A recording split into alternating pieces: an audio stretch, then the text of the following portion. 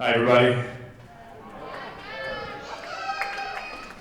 We're very excited to, I'm going to bring up two of our esteemed critics here, Justin Chang and Emily Yoshida shortly, and they're going to tell you, they're going to intro this movie, which we're happy to have. We weren't fortunate enough to have Barry Jenkins' movie that won the Oscar 2 years ago, but he is, as we sponsor every year, a Florida Films and Student Directors Program. Barry Jenkins is a graduate of the Florida State University Film Program, so we're excited to feature a great movie, yet another great film from a Florida filmmaker. So I won't steal too much time or spotlight. We really appreciate all of you coming tonight. Encourage you to go to Mango's afterwards to our after party. There's also a champagne reception upstairs afterwards. There'll be some food as well. So please join us for that, and thanks for all your participation this weekend, and keep coming out to the movies. Thanks so much.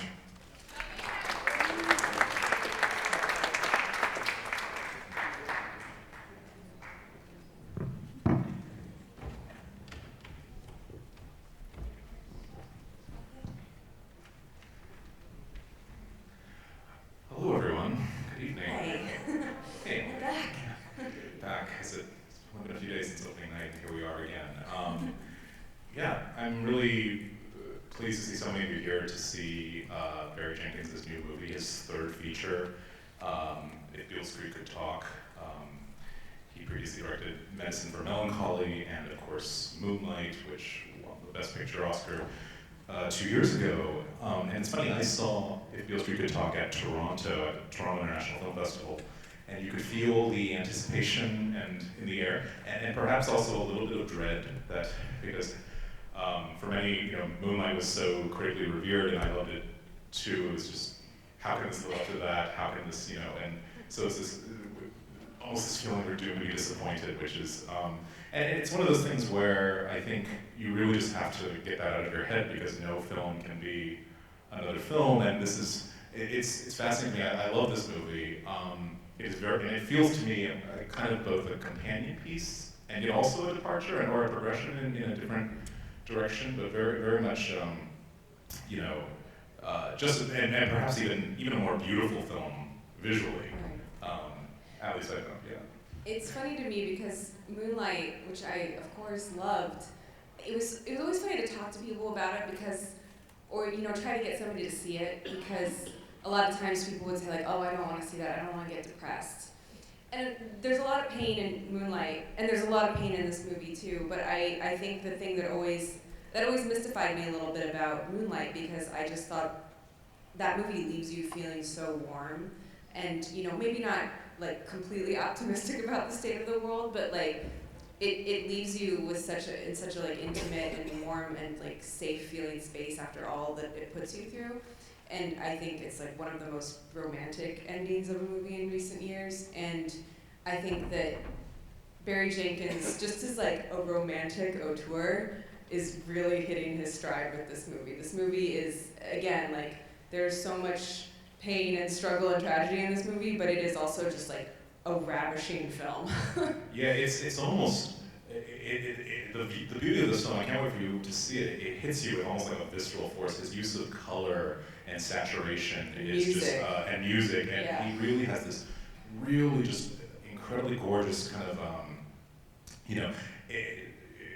very expressionistic kind of bliss that he achieves in kind of scene after scene. And it's interesting because this is a movie that is based on a James Baldwin novel, and this is.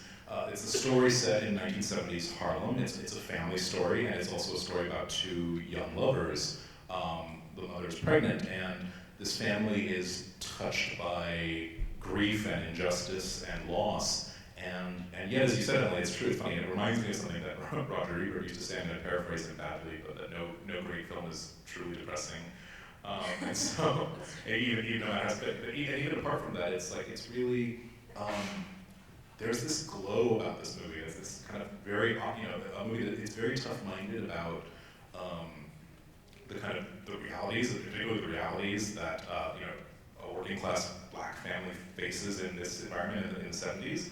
But it's also, it doesn't get bogged down in pessimism to me, and even just the way that he shoots his actors, like Kiki Lane's Stephen James and Regina King are among the actors in the cast. Two relative newcomers again in the leads, who I think are both phenomenal, and just he shoots them so lovingly. It's There will be moments in the movie we were talking about, like where he will just kind of shoot them head on, in a way that you don't see. It's only, it kind of makes you pause almost, because like, oh, where is this going? Where's the story? But it's just sort of like, it's almost like snapshots and this very poetic look at, at just look at these characters and see their, and see their humanity, of course. Yeah, I think, again, that's like that kind of romanticism that I feel like he's building up in Moonlight, and then is again really evident here. It's like this, we've almost seen these objects of affection through their lover's eyes, which is just like, I don't know, he just does it very, very well. And I think, Barry Jenkins is a big vocal fan of one of our favorite filmmakers, Wong Kar-wai, a Hong Kong filmmaker who has done a lot of period films, a lot of very romantic films, and is just a big visual stylist. I don't know if people here are familiar with In the Mood for Love, but that's probably his most well-known film in the States. And I had read that he had kind of taken some influence from some of Wong Kar-wai's films for Moonlight, particularly, why do I always forget how to pronounce? There's definitely Season for Love, and I think Little Chunky Express, and there's a lot of... Happy Together, that's what I was Happy thinking Together, of. of course, well, that's the movie. But this one, I think you can, once I read that, it made sense after I'd seen Moonlight, but then seeing this one, I'm like, oh yeah, he really took a lot of influence this time, and I'm happy for it. Like I'm all here for it because I love Wong. We are happy together for the long run. No, sorry. But no, it's interesting because I